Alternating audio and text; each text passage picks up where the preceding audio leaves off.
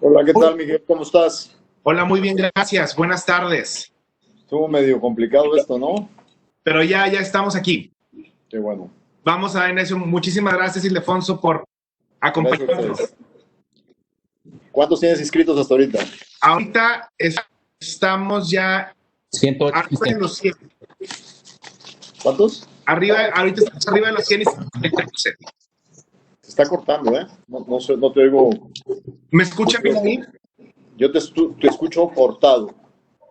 O sea, déjame checar cómo está el internet aquí en mi casa. ¿Eh? Creo que traes un problema de internet, Miguel. Santiago, ¿me escuchas? Lo escucho perfecto, licenciado. Tenemos 108 participantes al momento. Muy bien. Pues ya empezamos, ¿no? Porque vamos tarde. Vamos a empezar. Pues muy buenas tardes tengan todas y todos los asistentes de este evento. En nombre del capítulo Nuevo León de la Barra Mexicana Colegio de Abogados, les damos la más cordial bienvenida. Antes de comenzar nuestra conferencia, les recordamos que cualquier pregunta a nuestro expositor puede ser realizada a través del chat dispuesto para tal efecto. Además, les recordamos que pueden seguirnos a través de nuestras redes sociales en Facebook, Instagram y Twitter para conocer más acerca de nuestros eventos. Agradecemos la presencia de los presidentes y consejeros de los diversos capítulos, así como de nuestra Asociación Nacional. De igual forma, reiteramos nuestro agradecimiento a Ildefonso Guajardo Villarreal por aceptar nuestra invitación para dar esta charla. El día de hoy contamos con la presencia de nuestro presidente de capítulo, el licenciado Juan Isidoro Luna, así como la de nuestro presidente nacional, el doctor Héctor Herrera, a quien en este momento le cedo el micrófono para que nos dé unas palabras de bienvenida. Muchas gracias. ¿Me escuchan? Sí, te escuchamos, Héctor. Gracias. En mi carácter de presidente de la Barra Mexicana Colegio de Abogados y a nombre del Consejo Directivo, doy la más cordial bienvenida a don Ildefonso Guajardo Villarreal.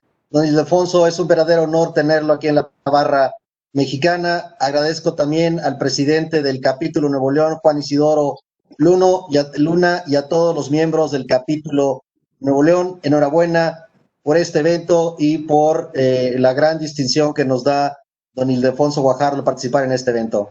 Muchas felicidades. Gracias, Héctor. Gracias. Muchísimas gracias. Bueno, pues entrando ya en materia, todos, y como un breve preámbulo, como sabemos, el TEMEC es un nuevo acuerdo comercial entre México, Estados Unidos y Canadá que sustituye al Tratado de Libre Comercio. El 30 de noviembre de 2018, México, Estados Unidos de América y Canadá firmaron un nuevo acuerdo para comenzar un proceso de actualización de dicho tratado. Estas negociaciones permitieron retener los elementos claves de la relación comercial, así como incorporar disposiciones nuevas y actualizadas destinadas a resolver los denominados desafíos comerciales del siglo XXI. Dicho tratado entró en vigor el 1 de julio y sin duda representa grandes retos y desafíos para nuestra nación. Por ello, el día de hoy tenemos el privilegio de contar con la presencia de quien lideró al equipo de negociación de dicho tratado por parte de nuestro país, Ildefonso Guajardo Villarreal, de quien me permito presentar una muy breve reseña. Ildefonso Guajardo Villarreal es originario de Monterrey, Nuevo León, donde nació el 19 de abril de 1957. Sus estudios básicos los realizó en su natal ciudad de Monterrey, así como la licenciatura en Economía, misma que cursó en la Universidad Autónoma de Nuevo León. Realizó estudios de posgrado en la Universidad Estatal de Arizona y Universidad de Pensilvania. Fue economista en jefe de la sección para Brasil y economista asociado en el Departamento de Asuntos Fiscales en el Fondo Monetario Internacional. Jefe de oficina para asuntos del Tratado de Libre Comercio de 1991 a 1994. En la Administración Pública Federal ha ocupado los cargos de oficial mayor en la Secretaría de Relaciones Exteriores de 1994 a 1997. Subsecretario de Desarrollo Turístico en 1997. Secretario de Planeación, Comunicación y Enlace de la Secretaría de Comercio y Fomento Industrial de 1998 a 1999.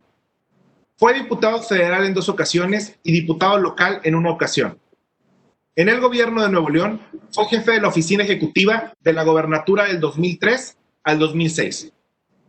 Ha sido profesor en la Universidad Autónoma de Nuevo León, en la Universidad Estatal de Arizona y en la Escuela de Negocios Wharton en la Universidad de Pensilvania. Del 1 de diciembre de 2012 al 30 de noviembre de 2018, se desempeñó como secretario de Economía del Gobierno de la República, donde encabezó, entre otras, las negociaciones para el TEMEC. Actualmente es presidente de ANSLI Consultores Internacionales. Y Ildefonso, agradecemos nuevamente tu presencia en este foro y el micrófono es tuyo.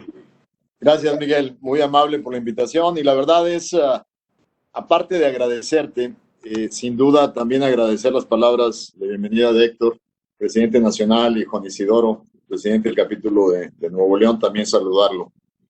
Y siempre he dicho que si yo hubiera vuelto a decidir qué estudiar, hubiera decidido estudiar 2 carreras simultáneamente, economía y derecho. No encuentro en las ciencias sociales y jurídicas la mejor combinación para entender el funcionamiento de un sistema, de una sociedad en su conjunto. Yo creo que la combinación derecho y economía es una combinación espectacular. Yo no tengo la fortuna de tener una formación como abogado, pero sin duda, gracias a un gran equipo de abogados que se integraron en esta negociación y que han sido parte del equipo negociador mexicano durante muchos años, se ha creado una escuela jurídica del derecho comercial internacional muy importante en México. Para poder contextualizar lo que ustedes me pidieron platicar hoy, que son los retos y las oportunidades que nos trae el TEMEC, creo que vale la pena darnos el lujo de poderlo poner en la perspectiva histórica.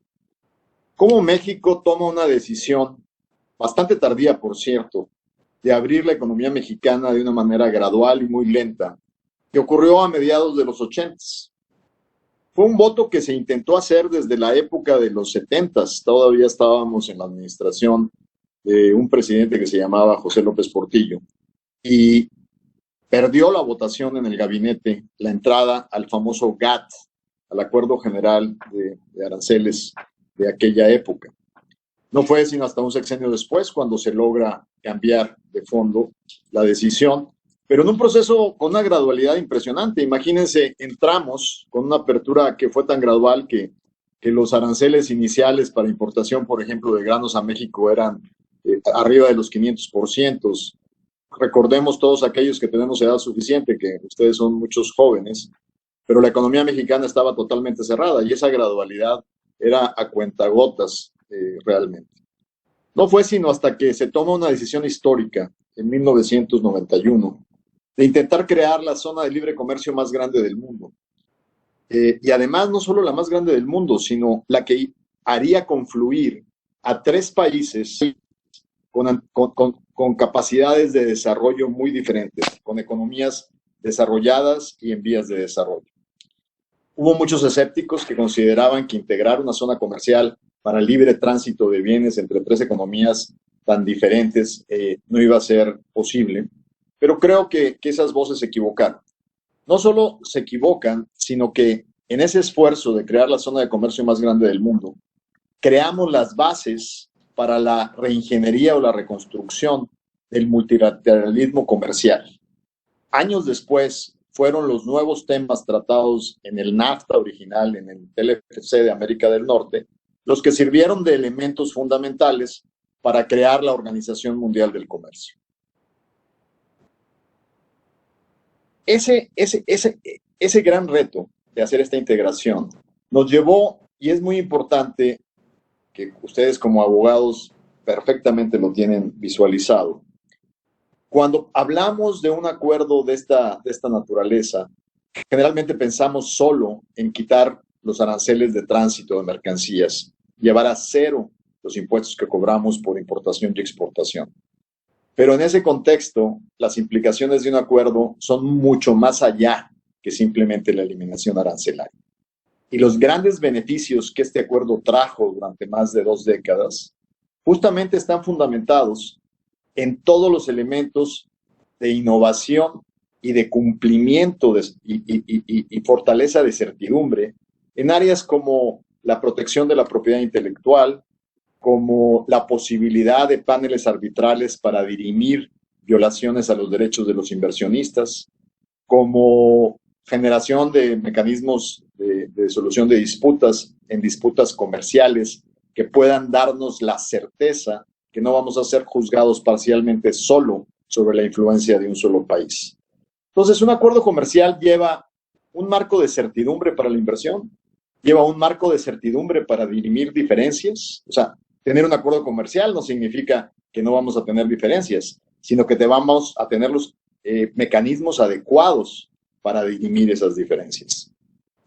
Y en ese contexto, cuando México se inscribe en el parteaguas fundamental de la apertura de la economía mexicana, que fue ese tratado, también íbamos en un proceso muy claro de la modernización del marco legal económico mexicano.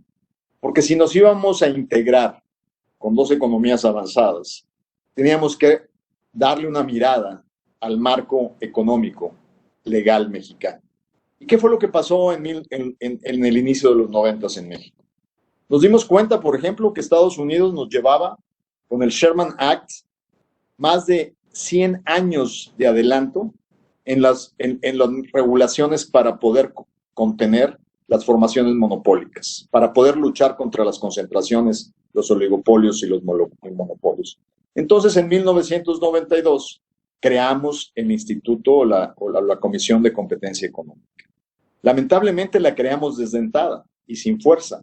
Por eso las concentraciones siguieron afectando el despegue de las pequeñas y medianas empresas en México. La primera reforma real con dientes para fortalecer a la Comisión de Competencia Económica me tocó hacerla a mí como presidente de la Comisión de Economía conjuntamente con el Senado de la República. Fue en el año 2010 y luego vino a ser reforzada con la reforma de Estado que viene a consolidar a través del IFETEL y de la Comisión los términos de competencia. Así como esto revolucionó el marco legal mexicano, también revolucionó la ley de protección intelectual, de protección industrial, la ley de derechos de autor, revolucionó todo el marco de certidumbre legal que acompaña a la economía. Creo que incluso habría que reconocer que muchos economistas falsamente creímos en ese momento que la incorporación de México en el entorno global iba a ser suficiente para hacer un pool, hacer un estire de la modernización de la certidumbre jurídica de México en el contexto de esta apertura. Creo, ex post, que le apostamos demasiado a que solo fuera la apertura y la integración multilateral la que modernizara los marcos jurídicos mexicanos en toda su extensión. Y hoy, en vista retrospectiva, nos damos cuenta que los procesos de reforma y transformación del sistema legal mexicano necesitaban una visión mucho más completa, más allá simplemente del estire que le estaba haciendo la apertura económica. Y claramente, y ahí es un análisis personal y asumo esas conclusiones, durante demasiado tiempo este país, por 70 años, estuvo en un sistema monopartidista, con poder absoluto, sin check and balances, sin equilibrios entre poderes, en donde de alguna manera el Ejecutivo, sea estatal o sea federal, por mucho tiempo se impuso, e incluso todavía estamos en ese riesgo, sobre las decisiones, el Ejecutivo se impuso sobre las decisiones del judicial y en muchos casos del legislativo. Esa pérdida de balances impide que se generen las capacidades, las experiencias y el desarrollo de capital humano para cuando nos comprometemos a reformas que se están impulsando a nivel mundial, como las que recientemente se hicieron en México, el país no haya desarrollado todas las capacidades que necesita para su ejecución. Entonces, hoy, parados en esta coyuntura de un gran avance en lo económico y de una gran transformación en la integración mundial, sin duda sigue siendo presente que el fortalecimiento del Estado de Derecho es un elemento fundamental para seguirle dando fuerza y credibilidad al Estado mexicano.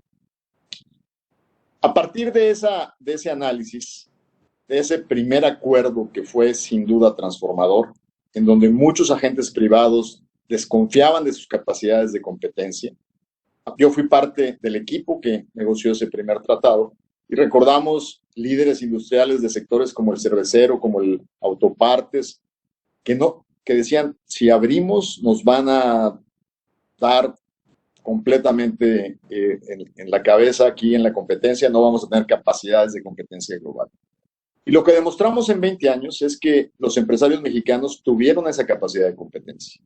En el caso de las cerveceras, que creían podían ser aniquiladas por marcas extranjeras, finalmente nos convertimos en exportador número 1. Nuestras marcas prevalecen en el mundo, asociadas con conglomerados que se fueron uniendo y aliando y fusionando a nivel internacional. Las autoparteras han abierto y desplegado plantas en todo el mundo. Somos productores de autopartes estratégicas, en frenos, en escapes, en una serie de elementos de los diseños automotrices. Ese primer acuerdo, sin duda, mejora nuestra credibilidad en el marco económico, de respeto a los derechos de autor, de respeto a los derechos de marca, de respeto a los derechos industriales. Pero al mismo tiempo, nos faltó la tarea interna de haber hecho las reformas necesarias para que muchas pequeñas y medianas empresas también se beneficiaran.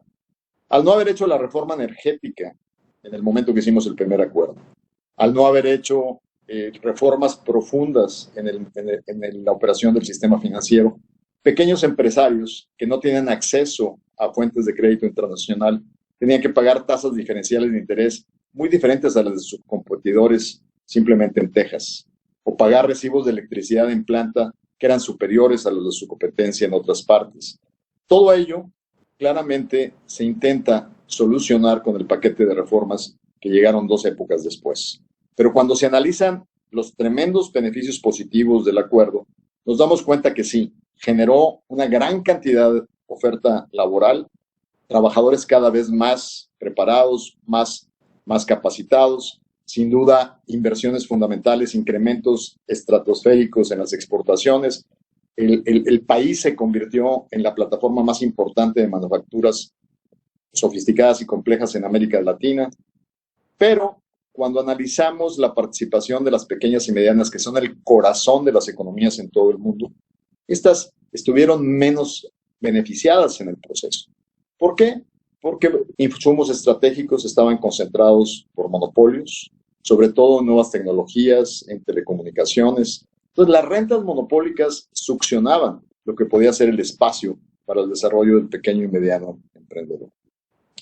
En este contexto, claramente, el paquete de cambios nos llevaba a un acuerdo que, siendo excelente, habiendo traído inversión extranjera, habiendo cambiado la geografía económica del país en el centro-occidente, en el centro, pero al mismo tiempo había dejado relegado una parte del país que no tenía las capacidades de beneficiarse de este esfuerzo de integración a la comunidad internacional.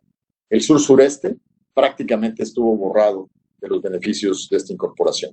Incluso la parte agropecuaria, que se revolucionó a cultivos intensivos en mano de obra, se concentró sobre todo en estados de exportación de tomate, de productos frescos, de espárragos, que están fundamentalmente concentrados en el centro-occidente y en el norte y en el noroeste del país. Ahora, el tratado en sí mismo, sin duda, es una pieza que había que mejorar, había que facilitar, había que hacerlo más eficiente. Nuestra agenda con la administración Obama fue una agenda enfocada a ello, pero al mismo tiempo, cuando empezamos a analizar por qué el primer NAFTA pasó por un proceso de debilitamiento en los consensos políticos, pues es muy fácil analizarlo desde su integración. Recordemos que el primer acuerdo fue negociado en su sustancia por George Bush padre, y Clinton como candidato lo atacaba.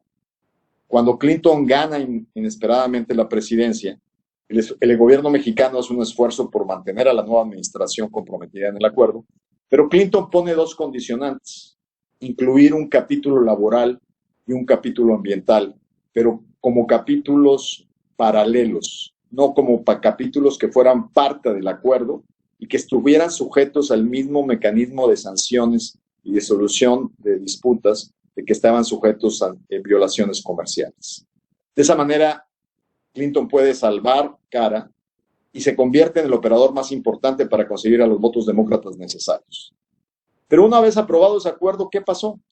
Recordemos que hubo una carta de los demócratas que dijeron claramente que nunca más iban a votar por un acuerdo comercial que no incluyera obligaciones laborales y ambientales como partes sustantivas del acuerdo y sujetos a los mecanismos de solución de disputas. Esa semilla demócrata dentro de, y con una visión muy social, de decir los acuerdos comerciales tienen que ser diseñados para beneficiar a todos, se vio reflejada en los acuerdos que Estados Unidos después hizo en Centroamérica, en Colombia, en Chile, en Perú y en varios países. ¿Qué pasó después? Y esto fue antes de Trump. Obama en su campaña dijo que él también iba a renegociar el acuerdo. Pero cuando fue electo, es un presidente con demasiada intuición y dijo abrir la caja de Pandora de la política del Acuerdo de Libre Comercio de América del Norte iba a ser imposible y decidió mejor invitar a México y a Canadá a incorporarse al acuerdo que está negociando Estados Unidos con el Asia-Pacífico. De esa manera, al incorporarse México y Canadá prácticamente un año, en el año 2012, a mí me toca mandar la primera misión negociadora del TPP a Australia y así empezamos la modernización del NAFTA vía el TPP. Realmente el TPP en sus entrañas llevaba un NAFTA modernizado sin la necesidad de reabrir el debate político en los Estados Unidos. Y ahí estuvieron todos los temas que después fueron reflejados en la negociación del TEMEC. Ahora, la diferencia entre algunas de estas posiciones es que, por ejemplo, los empresarios mexicanos, cuando abrimos la negociación del TEMEC y que sabían que implícitamente iba a una reformulación del acuerdo, nos dijeron, vayan ustedes a la mesa de negociación, pero por favor díganles que en el caso de laboral, México va a tomar un carve-out que no queremos moverle como está el NAFTA. Pues era no entender lo que había pasado políticamente en Estados Unidos y que realmente era imposible. Y además he compartido este ejemplo con algunos de ustedes 20 años después de ver casos como, por ejemplo, un exportador de tomates de Jalisco que se lo agarra la Secretaría del Trabajo con 3 cajas de trailers con trabajadores hacinados en cultivo de tomates chapanecos que los niños no iban a la escuela y las familias completas con niños menores trabajando en campos de tomate. Claramente hay una responsabilidad de que si eres exportador exitoso, mínimo tienes que cumplir las condiciones laborales de tu propio país. Entonces, el TPP sí incorpora al contexto del acuerdo las obligaciones laborales y ambientales. Lo que nosotros no permitimos en el TPP es condicionar su activación en función de que se establecieran las reformas constitucionales mexicanas y de leyes secundarias en materia laboral. Dijimos, señores, esta es una mesa de negociación comercial. Si la ley, el acuerdo te obliga a cumplir al 100% con tus obligaciones. Si ustedes consideran que la ley mexicana es muy permisiva, por ejemplo, de lo que ellos observan como contratos laborales a modo o algún tipo de cosas como las juntas de arbitraje laborales estatales que no son parte de un sistema judicial per se. Pues había una serie de críticas que decían no es suficiente que México se comprometa porque durante muchos años ha habido contratos colectivos que no son revisados por los trabajadores. Entonces, esa crítica estaba desde la administración Obama, pero nosotros no permitimos cruzarla con la negociación comercial. Y eso fue parte de lo que fueron las consultas famosas de la justicia cotidiana que se dieron en México y que derivaron en la reforma constitucional laboral, que después llegó claramente a crear nuevas instituciones y transitar de la justicia de los tribunales tripartitos a la justicia laboral. Ahora, estando en este proceso, se da algo totalmente inesperado. La llegada a la presidencia de Estados Unidos de un candidato que era improbable. Y un candidato con una visión totalmente distinta del mundo a lo que el liderazgo norteamericano había impulsado. ¿Por qué la necesidad de sentarnos a la mesa? Ya era necesario hacerle una actualización al NAFTA, pero lo que había pasado, como pasó en muchas partes del mundo dentro de los países desarrollados, es que hubo una erosión en las clases medias de la confianza y la credibilidad a la apertura de mercados y a la integración global. Las clases medias se habían sentido defraudadas en los países desarrollados, porque gran parte de la manufactura migró a los países emergentes o las economías en proceso de desarrollo. En 3 décadas, un 35-40% de la producción manufacturera global se fue de países como Estados Unidos, Gran Bretaña, Japón, y emigró a países como México, como la India, como China. ¿Por qué? Porque simple y sencillamente el mundo, a través de la innovación y la readecuación, pudo diversificar sus plataformas. Esto genera un malestar dentro de una base electoral importante, que lo habían detectado los demócratas. Desde que nosotros fuimos en visita inicial con Obama, cuando éramos gobierno electo, ellos se rehusaban a utilizar la palabra NAFTA, se referían a productividad, competitividad de América del Norte.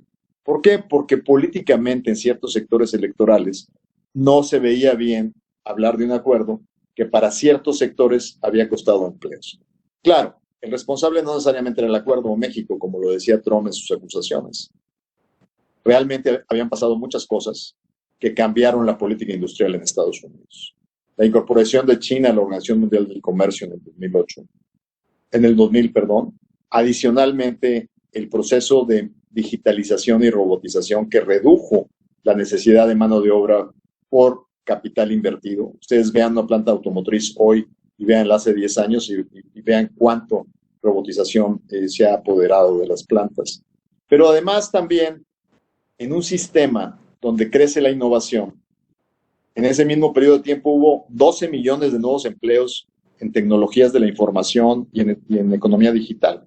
Pero el problema es que los ganadores no compensan a los perdedores. Se perdieron 4 millones de empleos manufactureros en esos casi 20 años en Estados Unidos.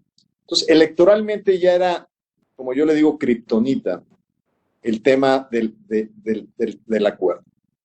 Donald Trump, que construyó una candidatura en ese sentido, obviamente veía la vulnerabilidad y la usó con una visión totalmente anticuada del comercio. Entonces era un gran riesgo. Primero prometió que iba a tirar a la basura el TPP y así lo hizo. Y con ello tiró la modernización, digamos, por la puerta de atrás del acuerdo de libre comercio en América del Norte. Pero también amenazó con que si no renegociaba favorablemente el NAFTA, iba también a tirarlo a la basura. Había poco entendimiento de cómo funciona el comercio internacional y cómo funciona la integración de las economías. Nuestra primera parte del reto fue una parte muy difícil. La primera parte tuvimos que lidiar con un grupo de gobierno en transición que incluía un asesor para comercio internacional que venía de la Universidad de Berkeley y que es anti-libre comercio, que se llama Peter Navarro, y el secretario de Comercio, Wilbur Ross, que a pesar de que es un industrial que ha hecho miles de millones de dólares en negocios internacionales, pues tenía mucho esta convicción de, sin conocer el funcionamiento de la economía y del comercio internacional, tenían posturas totalmente lunáticas, como que México se comprometiera a eliminar el déficit comercial que Estados Unidos tiene con México, a través de venderles menos y comprarles más, como si uno pudiera influir en los agentes económicos, que pusiéramos artificialmente los salarios en el sector automotriz, que no utilizáramos los mecanismos de la OMC del multilateralismo comercial. Total, una serie de aberraciones. Para México era fundamental que esta nueva administración se sentara, decidiera quién iba a ser su negociador comercial y que con suerte nombraran a alguno que, siendo proteccionista, al menos tuviera la experiencia de manejar los instrumentos en este proceso y que entendiera cómo funciona el comercio internacional. Y así lo hicieron. Después de varios meses de mucha incertidumbre, nombraron a Robert Lighthizer, abogado de acereros durante 30 años, con un conocimiento perfecto de cómo funciona el Congreso americano y cómo funcionan los organismos comerciales. Y si bien con una posición totalmente proteccionista, pero ustedes que son abogados y hacen muchas negociaciones, sabrán que es mejor tener enfrente a alguien que sea muy duro, pero que conozca del tema de lo que está negociando, a alguien que no tenga la menor idea de lo que está hablando.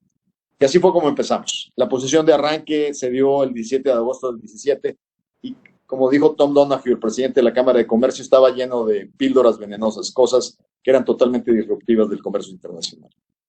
México, desde el principio, teníamos dos tipos de posiciones. Había una parte del gabinete que le decía al presidente que teníamos que hacer un quick fix. Es más, querían hacerlo desde antes, dando ciertas concesiones para que Trump se quedara tranquilo con lo que quería en materia automotriz y algunas cosas. Ya vemos una parte muy importante del equipo, en el caso yo particularmente, que decía, no, el tiempo es nuestro mejor aliado y es el que nos va a permitir movilizar a los agentes republicanos que se han beneficiado de este acuerdo y poder ir poco a poco permeando lo que pueden perder si deshacemos este acuerdo. Y así es que propusimos una organización por rondas. Quiero decirles que los abogados que nos han ayudado en este equipo de negociación han sido estratégicos. No solo tener un abogado general, sino también tener un abogado en cada una de las mesas. Cuando uno es responsable de una negociación, no quiere decir que uno sepa todos los temas. Uno se acompaña de un equipo de primer nivel de todas las instituciones del gobierno mexicano que están incorporadas en la negociación. Desde los organismos autónomos, representantes del Banco de México, de la Comisión Federal de Competencia Económica, del IFETEL, porque estás negociando servicios, estás negociando elementos demasiado sensibles. Y los abogados hacen un trabajo de fondo, primero, para determinar los términos en los que estableces la negociación, sobre cómo vas a establecer los textos con corchetes sobre los cuales vas a ir avanzando, la premisa.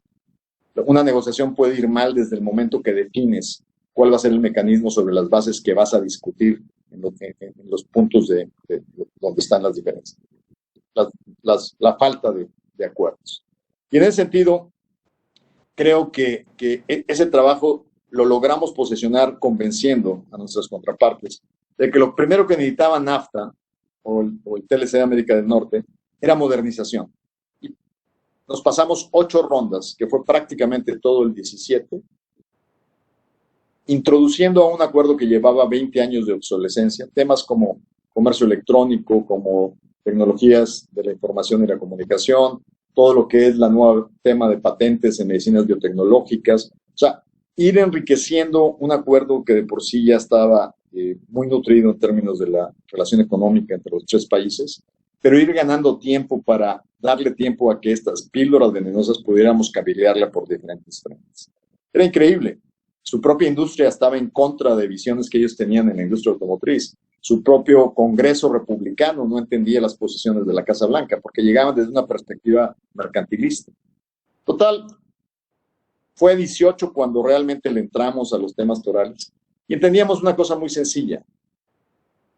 El líder en el lado de Washington es un hombre con olfato político y de reacción, pero con muy poco entendimiento de la complejidad de las cosas.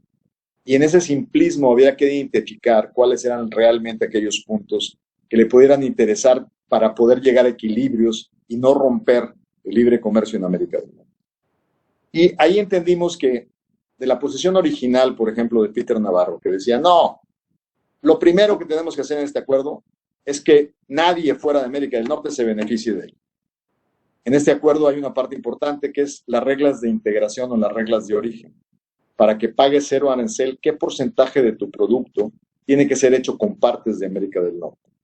Bueno, la posición de Navarro era que hay que irnos a 90s y 100%, eliminar a 0 lo que venga de Corea o eliminar a 0 lo que venga de China. Ustedes saben que en una economía global especializada eso casi es imposible. Eso es darte un balazo en la competitividad. Finalmente, el resultado de esa negociación, por ejemplo, gracias a manejar el tiempo de una manera interesante y cómo movilizar a los aliados republicanos en Estados Unidos, de 12,000 reglas de origen terminamos negociando 5. Autos, aceros, fibra óptica, vidrio, y me falta una, petroquímicos.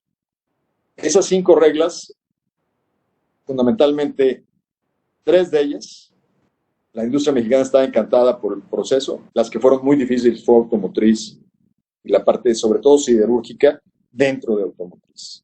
Pero logramos los equilibrios para entender que la política comercial norteamericana cambia con respecto al mundo y que lo que más le debe interesar a México es mantener su interés en un mercado de 20 millones de vehículos comprados al año dentro del esquema de Estados Unidos.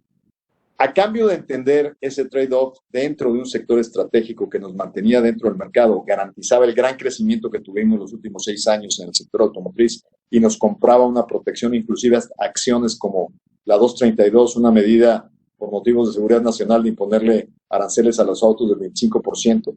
Ahí vía una carta paralela bien redactada por abogados, logramos una protección, inclusive guardando un crecimiento hasta del 40% en la actual exportación automotriz de México a los Estados Unidos. Dentro de ese contexto, ¿qué se preserva? Se preserva el horizonte de planeación del acuerdo. Se preserva todos los mecanismos de solución de disputas que nos dan el balance para que un superpoder nos imponga en cuestiones laborales, en cuestiones de disputas Estado-Estado, disputas inversionista-Estado, disputas comerciales. ¿Qué preservamos? Preservamos el sector agrícola para que no hagan ningún shortcut o ningún cambio radical a la manera como la OMC ha definido para establecer investigaciones dumping o investigaciones de subsidios. Ahora, en todo esto, sin duda, una administración como la de Trump, oportunista, está buscando las condiciones para las cuales aprovechar las condiciones de esta negociación y poderlas utilizar en las próximas semanas electoralmente. Creo que el tiempo se les está acabando. Sin embargo, es muy importante que los empresarios mexicanos puedan tener una autocertificación de aquellos elementos que en el TEMEC cambiaron de una manera más estricta. A lo que nosotros habíamos negociado en el TPP, y a como habíamos dejado la negociación, ¿qué cambia? Por ejemplo, en el caso laboral. En el adendum que se negoció después de la firma, se comprometen a establecer un mecanismo de denuncias de violaciones laborales expedito, que es más corto que para violaciones comerciales. Un mecanismo de violación comercial puede llevar 90 días y aquí se aceptó acortar a 45 días este tipo de denuncias. O sea, de la operación, establecimiento y facilitación del pago. Se quitaron algunos candados que habíamos puesto, por ejemplo, donde, y aquí los abogados son fundamentales, por ejemplo, para que una denuncia pueda prevalecer, tiene que estar relacionada con el comercio y la inversión entre los países. ¿Qué quiere decir esto? Que esas pequeñas frases que logramos imponer en nuestra negociación, si tú tenías una acusación contra un productor de calentadores de agua que solo vende en el mercado mexicano, no habría manera que te hicieran un caso laboral. Sin embargo, hoy, sin esas palabras, pueden decir, no, es que al tú tener producción en México, tú sustituyes en el mercado y el otro que sí exporta puede exportar más. Entonces, sí puede prender una acusación de violaciones laborales a una empresa que no exporta, impactando el mercado de exportación de calentadores de agua a América del Norte. Entonces, ese tipo de elementos sí generaron mayor fragilidad o vulnerabilidad que no va a cambiar con la elección de Estados Unidos, porque es ahí donde los extremos se tocan. La agenda demócrata es la que obviamente estaba visualizando el negociador americano para garantizar la aprobación del tratado en la Cámara, en el Congreso norteamericano. En fin, esta apreciación nos lleva a que el nuevo acuerdo TEMEC, yo diría que tiene 5 elementos fundamentales que hay que destacar. El primero, la modernización, que ya la comenté. El segundo es lo que le llamamos los elementos progresistas, los compromisos laborales que sin duda nos llevan a tener que fortalecer la certificación de que no tenemos contratos de protección, de que existe democracia sindical, de que no hay trabajo infantil.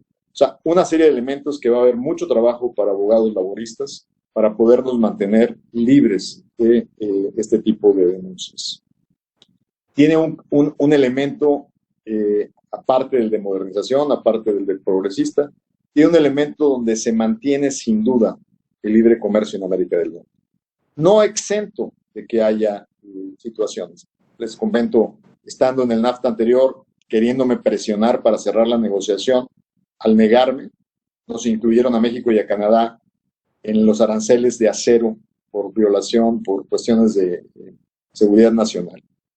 Y nos pegaron con $3,000 millones de exportaciones de acero mexicano con tarifas del 25%. Cuando yo reaccioné, yo utilicé el NAFTA y es un mecanismo que hicimos perseverar en el nuevo TEMEC. Y yo dije, les voy a pegar de regreso. Cuando les pegué de regreso, los acereros mexicanos no les gustó porque no pegué en importaciones de acero americanas. ¿Por qué no? Porque consideraba que era ilógico encarecer mi producción de lavadoras, refrigeradores, autos que me iba a quitar competitividad en la exportación. ¿Pero en qué les pegué? Hicimos un análisis de todos los distritos republicanos influyentes en el Congreso y en el Senado y agarramos puerco, maíz amarillo, identificamos puntualmente todos los senadores y los legisladores cercanos a Trump y a cada uno le pegamos en un producto en su distrito, en su región. Y eso fue lo que los hizo aflojarse y finalmente terminaron quitando los aranceles sobre el acero mexicano. Si yo hubiera puesto aranceles sobre acero, eso nunca se hubiera solucionado. O sea, hay que entender el conglomerado de intereses que ellos conforman para poder hacer una estrategia de esta naturaleza. Yo simplemente les diría que dentro del nuevo acuerdo hay una gran oportunidad, debido a las nuevas exigencias en materia de contenido, de poder traer de regreso inversiones que estaban localizadas en Asia por parte de inversionistas, incluso norteamericanos, a América del Norte. Y sin duda México tiene las condiciones de competitividad suficientes para hacerlo. Sin embargo, esto no se va a dar en automático. En el país desmantelamos la agencia de promoción. Ahora la tenemos que reconstruir a nivel de clústeres y a nivel regional. Tenemos que garantizar la competitividad de nuestra logística de movimiento de bienes y personas, la calidad de nuestros puertos, de nuestro transporte, la fluidez de nuestras vías. O sea, cada vez que un plantón de maestros frena el ferrocarril de Michoacán, afecta la proveeduría de la industria automotriz en el norte. Todos estos elementos son fundamentales para que esta posibilidad de atraer inversión y generar empleo a partir de nuevo TEMEC pueda funcionar. Necesitamos garantizar que de regresar estas inversiones, su mejor lugar de competitividad es justamente México. Y creo que esto lo podemos lograr en asociación estratégica con regiones, como en el caso del clúster automotriz, donde Nuevo León, Coahuila, Tamaulipas y San Luis forman sin duda un grupo importante, conectado con el Bajío, la zona de Guanajuato. Yo creo que tenemos que hacer nuestra chamba, independientemente de que el gobierno federal esté enfocando las energías en otro tipo de estrategias. Yo aquí dejaría mis comentarios y me encantaría entrar en una interacción con ustedes. En esto quiero terminar diciendo, la verdad, los abogados que formaron parte de mi equipo negociador fueron extraordinarios. Teníamos 2 abogadas mujeres, una por México, otra por Estados Unidos, y como en el caso de los canadienses, la líder negociadora, mi colega Christian Freeland, era mujer, su abogado general era hombre. Pero entonces estuvieron muy representadas las mujeres y muy representados los abogados. La verdad es que el trabajo que hicieron para poder bajar el acuerdo que sellamos bilateralmente el 27 de agosto y luego se subieron los canadienses los primeros días de septiembre y luego lo firmamos el 30 de noviembre en Argentina, fue un tiempo récord para poder asegurarse de la consistencia de todo lo acordado. Creo que por ahí nuestro abogado del grupo de inversión pues, nos está acompañando y aquí creo que es el único del equipo que está. Gracias, Fernando, y a todos tus colegas por todo el trabajo que hicieron. Muchísimas gracias por tan excelente y clara exposición, Alfonso. Hay algunas preguntas del público que quisiéramos hacer. Nos pregunta Fernando Villar, ¿con qué mecanismos ahora sí administrarán el TEMEC y evitarán el desbalance dentro del mismo? Al referirse a desbalance, Fernando, se refiere a qué desbalance. O sea, la palabra desbalance no sé qué connotación tiene. Gracias, Fernando. Si nos pudieras comentar en el chat que está habilitado en preguntas y respuestas, te lo agradecería. Así que en lo que nos comenta Fernando, tenemos por ahí también un par de preguntas más. Justo nos acaba de contestar, dice que en el desbalance invocado por Donald Trump. No, bueno, lo que pasa es que para Donald Trump los imbalances son... Él, por ejemplo, cree que un déficit comercial por naturaleza es negativo para un país. Imagínense ustedes, Estados Unidos tiene un déficit comercial de 800,000 millones de dólares, pero es una economía que venía creciendo muy bien, que venía innovando. O sea, el déficit comercial no es más que el reflejo de lo que tú haces en la cuenta fiscal. Si un país se está financiando con el resto del mundo, porque todo el mundo tiene bonos de los Estados Unidos, en la balanza de pagos, la compensación de un déficit comercial la ves en la balanza de pagos. Entonces, claramente para Donald Trump en su venta electoral, él va a decir, ya ven, ahora vamos a tener más oportunidades en el sector automotriz porque ahora estamos exigiendo que un auto sea hecho 75% en América del Norte, antes era 62%, y que de ese 75%, al menos un 40% se ha hecho una zona de salarios donde se pague más de $16 la hora. Bueno, pues muy bien. O sea, eso es más o menos lo que buena parte del mapeo automotriz hace hoy. Parte se construye en Canadá, parte se construye en Estados Unidos, pero el 60% se puede construir en México. O sea, Donald Trump va a traer elementos en discurso para decir que esta negociación fue muy buena gracias a su insistencia. Pero no van a ver ustedes un cambio en el déficit comercial que tiene Estados Unidos con México. Al contrario, entre más plantas se ubiquen de China a México, más va a aumentar el déficit comercial de Estados Unidos con México. Muchísimas gracias. Nos pregunta Ricardo Martínez Rojas. Un segundo que aquí bajé. ¿Cómo se calcula el salario de $16 la hora en la industria automotriz? Y te felicita por excelente exposición. El salario es un término que se definió promedio. Entonces, dentro de lo que es todo el trabajo, digamos, complementario, que no está detallado en el acuerdo, o sea, es un trabajo que hicieron los técnicos, es cómo hacen la metodología para evaluar el salario promedio. De hecho, en ese salario promedio estás metiendo no solo el salario de los obreros, estás hablando del salario de los cuales están en diseño, o sea, es el promedio que la industria recibe de todos los que participan en la generación de esa autoparte o de ese producto.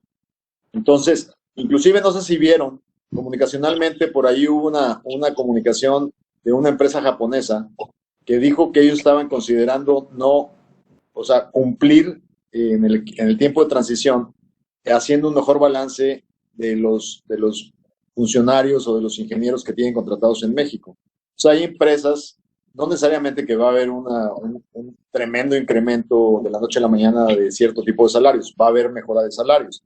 ¿Por qué? Por condiciones laborales de competencia del mercado. Pero seguramente se pueden traer partes de los núcleos de diseño, hacerlos en México, y eso te mejora la mezcla de salarios entre ingenieros, operarios, técnicos especializados, etc. Pero independientemente, digamos, esto en resumen lo que te dice es que de un automóvil, 40% va a tener que ser hecho entre Estados Unidos y Canadá y un 60% puede ser hecho en México. Eso te deja sin duda una gran avenida de participación de las autoparteras mexicanas en este mercado. Muchísimas gracias. Nos preguntan también, ¿qué tantas uñas y dientes se tienen en el capítulo 25 y 26 para emular las mejores prácticas de apoyo a pymes? Mira, las prácticas de apoyo, o sea, por primera vez se incluyó un capítulo de pymes en este acuerdo comercial que no tenía. Pero yo creo que aparte de lo que es la coordinación de esfuerzos y de buenas intenciones, yo creo que hay cosas sustantivas del acuerdo que son los que más impactan al desarrollo de pequeñas y medianas empresas. Todo lo que tuvo que ver con la actualización en materia de comercio digital es un gran activo para los pequeños emprendedores mexicanos. O sea, yo creo que hay más cosas transversales en una serie de capítulos del acuerdo que, sin duda, el capítulo de pymes es un capítulo muy importante, muy positivo y de incentivo a la cooperación intrarregional para el desarrollo de las pymes. Pero lo que más va a fortalecer son elementos que hay dispersos en diferentes puntos del tratado que vienen a dar instrumentos y facilitación al desarrollo de pymes. Muchísimas gracias. Tenemos tiempo para algunas otras preguntas, ¿correcto? Sí, claro. Muchísimas gracias. Tenemos también una pregunta respecto a los paneles de solución rápida laborales. Nos preguntan, ¿es entidad cubierta la cadena de distribución? ¿Perdón? que si es entidad cubierta la cadena de distribución para efecto de los paneles de solución rápida contenidos en los anexos 31A y B. Sí.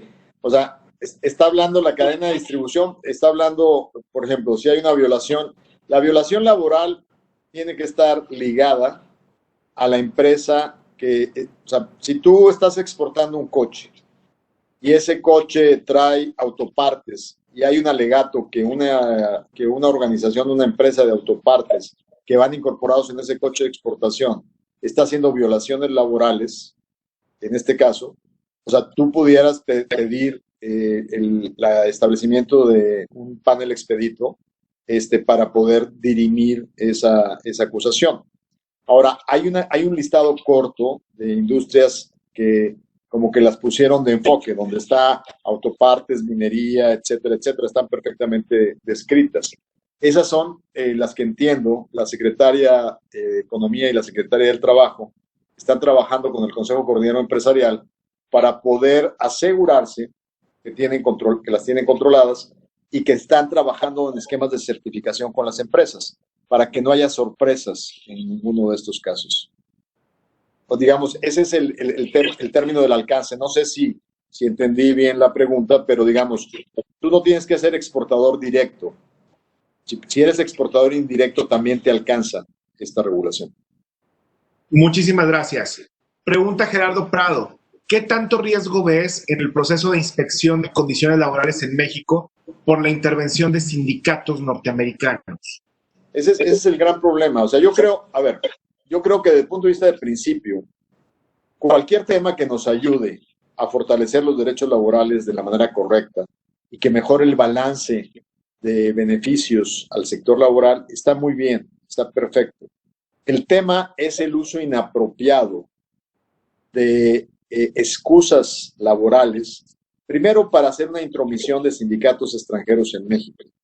O sea, los Teamsters y los sindicatos canadienses están muy enfocados de tratar de meterse al esquema sindicalista. Como en Estados Unidos ha caído la afiliación sindical, los sindicatos se esfuerzan por abrir sus capacidades de influencia.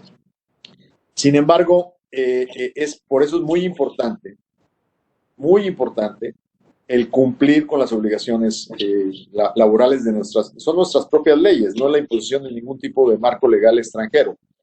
Pero al mismo tiempo también es importante que recordemos que en el contexto nacional, los estados tienen una gran influencia en términos de justicia laboral. Gobernadores responsables, vigilantes de cómo funcionan sus esquemas laborales, tienen que procurar la estabilidad necesaria para que las cosas funcionen, a favor de los trabajadores, a favor de la productividad y a favor de la empresa. O sea, no a través de estar conteniendo los derechos justos, sino a través de estar procurando equilibrios y que no se politicen los esquemas sindicales. Muchísimas gracias. Continuando en esta línea, en materia de compliance, nos pregunta Luis Gutiérrez respecto al compliance fiscal, laboral y penal, que quedó circunscrita en el nuevo TEMEC como obligatorio para evitar el lavado de dinero, el financiamiento al terrorismo o violaciones en materia laborales. Pregunta si sí quedó o más bien se queda una lista de buenos deseos para México. Bueno, el compliance laboral no es buenos deseos. El compliance laboral sí está perfectamente determinado, ¿no? Ahí sí no hay ninguna duda que si hay una empresa exportadora que consistentemente esté haciendo violaciones laborales, no te quede la menor duda que eso no es buena voluntad lo que está comprometido en el acuerdo. O sea, está totalmente vulnerable que se le establezca una denuncia y que esa denuncia se transforme claramente en un caso y que ese caso tenga que ser dirimido por un panel. O sea, eso es clarísimo. Obviamente los demás compromisos hubo participación de los sectores financieros de cada país para poder también establecer criterios y lineamientos que aseguren que la fluidez del comercio internacional no es abusada para violaciones de las referidas como lavado de dinero y otro tipo de delitos. Pero de las mencionadas, la única que tiene claramente consecuencias y está claramente descrita es el tema de responsabilidades laborales. Muchísimas gracias. Nos pregunta Ligia González. Bueno, primero te felicita por una excelente exposición y nos dice es muy probable que las reclamaciones por violaciones a los derechos de inversionistas crezcan en contra de México. ¿Cómo van a convivir el antiguo capítulo 11B y el nuevo capítulo de resolución de controversias inversionista-Estado? Bueno, de hecho, no. Primero, agradecer la pregunta y explicar la historia qué pasó con este capítulo. Cuando yo empecé a darme los primeros golpes figurativos de la negociación, detecté que el negociador americano, para que vean la manera como la nueva administración Trump ve al mundo, decía, no, a mí no me interesa un capítulo 11. Yo no tengo por qué darles seguridad a aquellos connacionales míos que sacan el dinero de Estados Unidos para invertir en otra parte. Si lo sacan, pues que ellos se arriesguen a tomar los riesgos que quieran. Entonces yo no quiero un capítulo de protección a la inversión. Entonces, yo lo escuché y yo dije, bueno, obviamente México se ha beneficiado muchísimo gracias a comprometerse al arbitraje internacional y ustedes lo ven en los números de inversión extranjera. Antes de NAFTA promediábamos 2.500 millones de dólares anuales. Cuando ocurrió NAFTA subimos a 12.500 millones y luego en la época de Calderón a 20.000 millones. Yo cerré recibiendo promedio año con año en el sexenio 38.000 millones de dólares. Y cuando ves los casos inversionistas Estado acumulados en 20 años, son muy pocos. Y los que hemos perdido son todavía menos.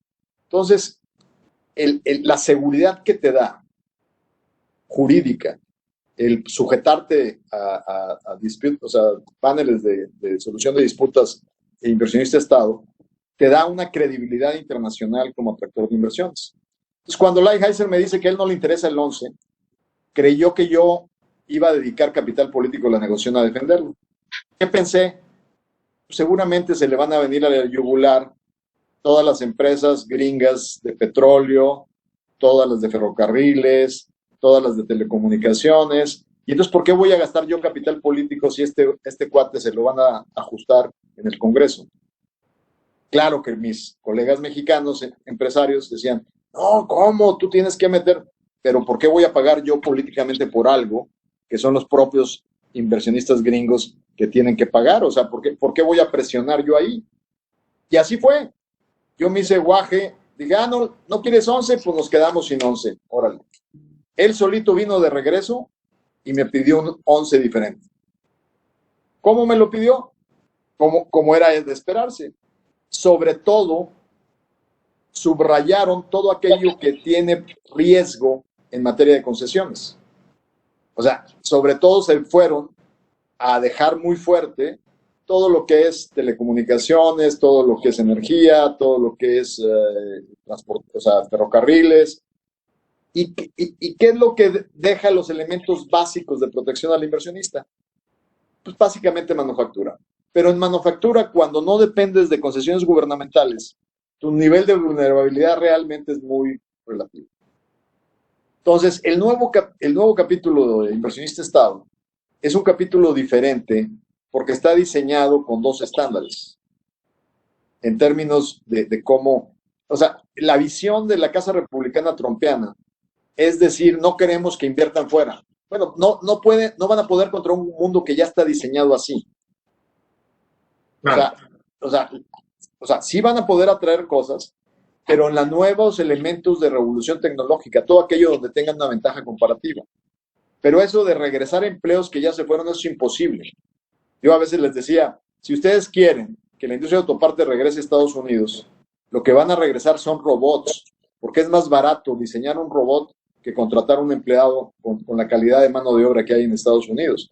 Y déjenme darles una mala noticia, los robots no van a comprar a Walmart como los operarios mexicanos iban a comprar a Walmart, y se van a bajar las ventas de sus propios productos, ¿no? Entonces, en resumen, el capítulo de inversión sí se transforma, sin embargo, es igualmente fuerte en todo aquello que tiene mayor exposición al riesgo, pero en el caso de manufacturas, que son las que menos dependen de concesiones, digamos, tiene los elementos fundamentales de protección. Perfecto. Muchísimas gracias. Voy a pasar ahora a una pregunta en el ámbito político que creo que conjuga varias preguntas que han estado haciendo.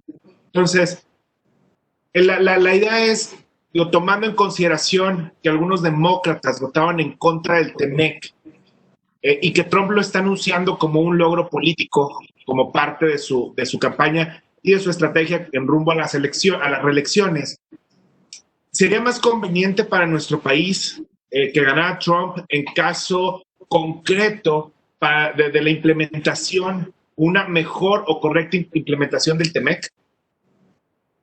Mira,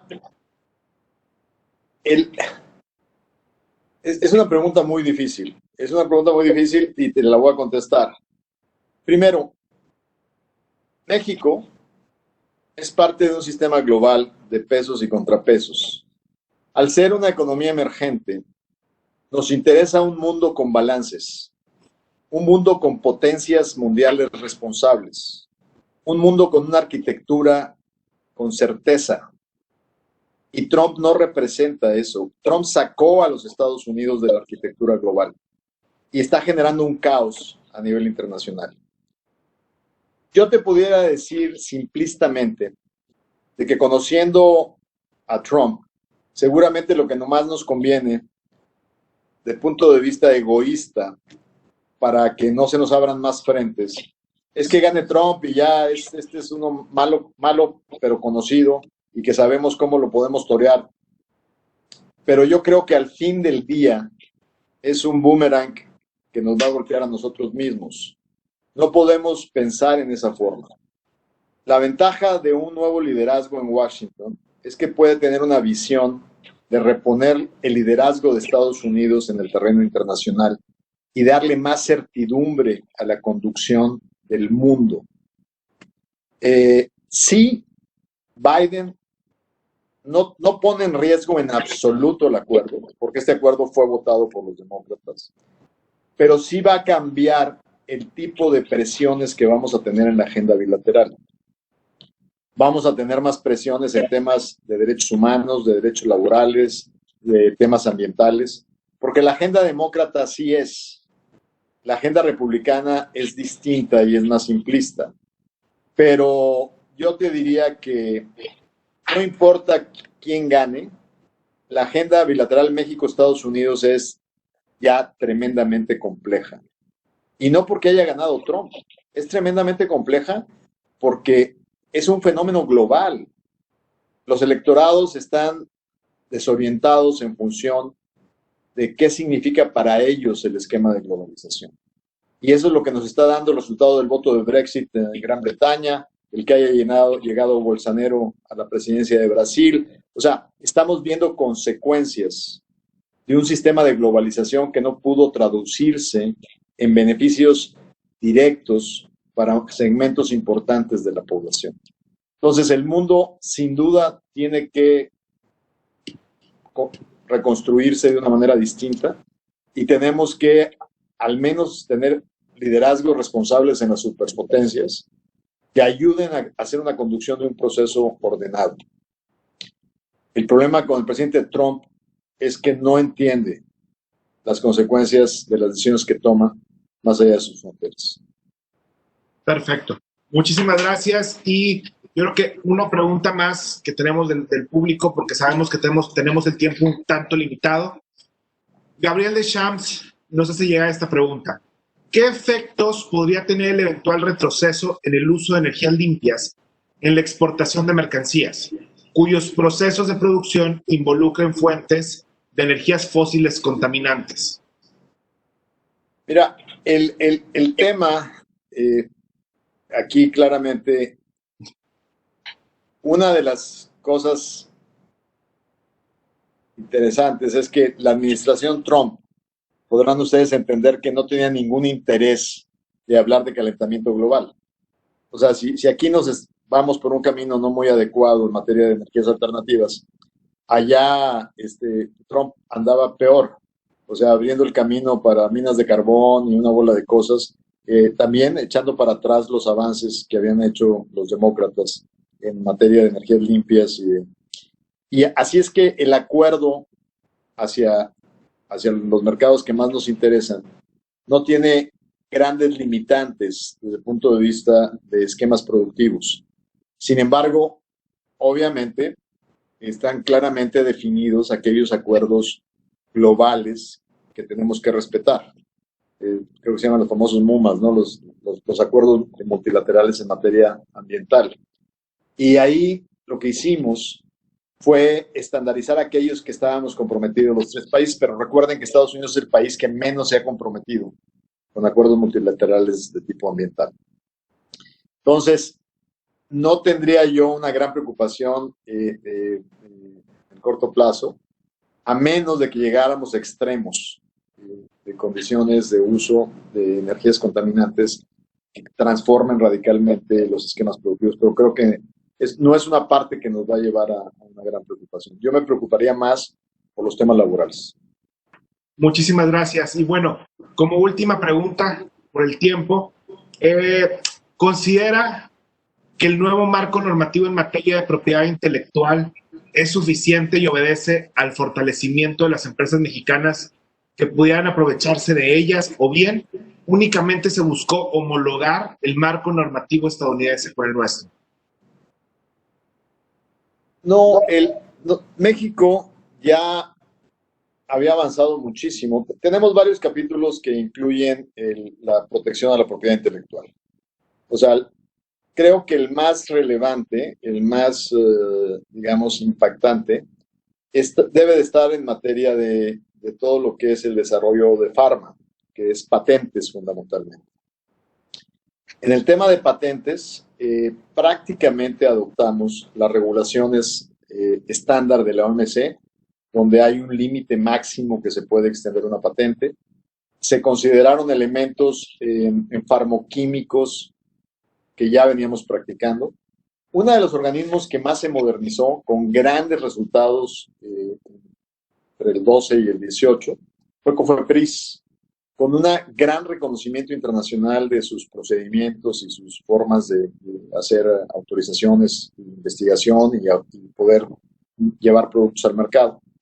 México llevaba ya la delantera en procedimientos simultáneos entre la acreditación de una patente y el cumplimiento de los procedimientos de registro, que se daban en materia simultánea sin retrasos indebidos. Para nosotros fue muy fácil acomodarnos a la primera solución que hicimos en TPP. En la segunda solución hubo presión por parte de los republicanos de aumentar los años de protección de datos, que le llaman de protección de la fórmula, para nuevos medicamentos biotecnológicos. México implícitamente ya estaba manejando 8 años y los republicanos presionaron a 10. Dentro del adendum, afortunadamente la presión demócrata echó para atrás, pero lo echó para atrás a tal grado que eliminó cualquier compromiso en materia de patentes biotecnológicas, o sea, de protección de datos. Pues cuando esto llegó a los votos de lo que le llamamos la legislación de implementación, pues claramente en México hubo una sorpresa por parte de la industria farmacéutica, porque no solo no garantizaron un avance en protección de datos, sino que además ahorita se abrió totalmente la puerta a lo que México ya llevaba avanzado. Yo siempre he dicho que en materia de patentes, sobre todo farma, la famosa frase cotidiana que decimos en todo México, ni tanto que queme al santo, ni tan poquito que no lo alumbre. Si nos vamos al extremo de no incentivar la innovación, nos damos un balazo en el pie. Perdemos posibilidades de ser sede de desarrollos y de pruebas y de posicionamiento en mercado de medicamentos avanzados. Les doy un ejemplo. Cuando uno va a un país que no respeta patentes, yo lo acabo de hacer en Sudamérica, un país, antes de la pandemia, y me dio una alergia tremenda, y fui a buscar productos para contener mi alergia, y las marcas que conseguí eran medicamentos que yo usaba hace 15 años en México. No pude usar lo que hoy uso en México, porque como esos países no respetan patentes, las empresas desconfían de esos mercados.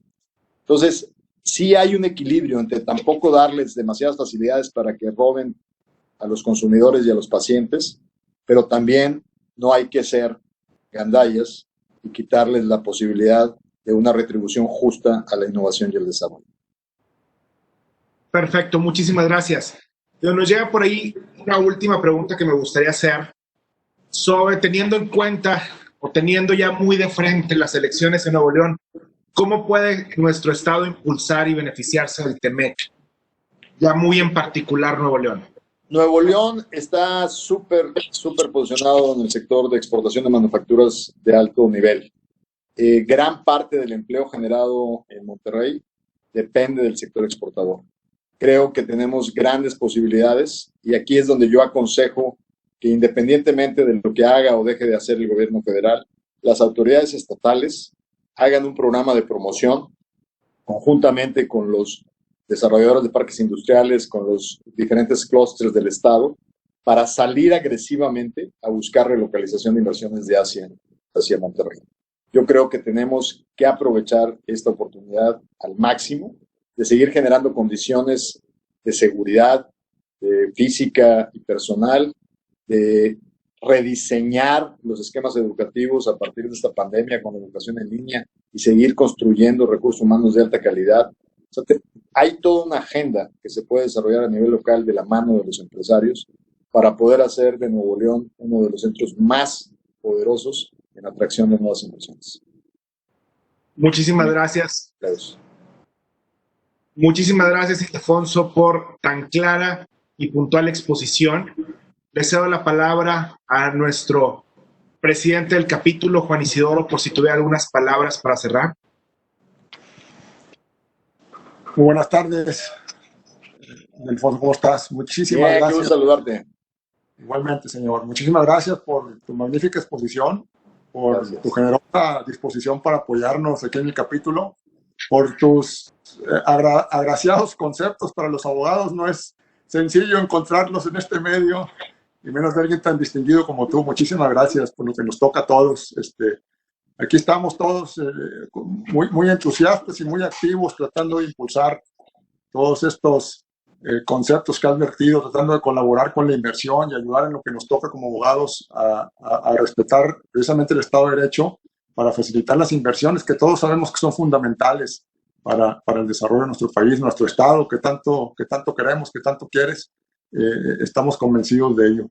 Muy agradecido, en verdad, Ildefonso, muy agradecido con tu presencia, y las puertas están abiertas para ti cuando quieras. Le quiero ceder la palabra a Héctor, nuestro presidente nacional, para que cierre el evento. Muchísimas gracias de nuevo por tu generosidad. Gracias por la invitación.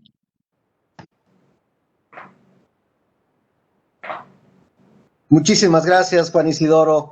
Don Ildefonso Guajardo, muchísimas gracias por esa brillante presentación. Es muy agradable ver un poco de luz en el túnel, particularmente en una administración en la que, por lo menos en la opinión de la mayoría de los barristas, las políticas públicas en materia económica no son las mejores ni las más apropiadas para este país. Sin embargo, creo que el TEMEC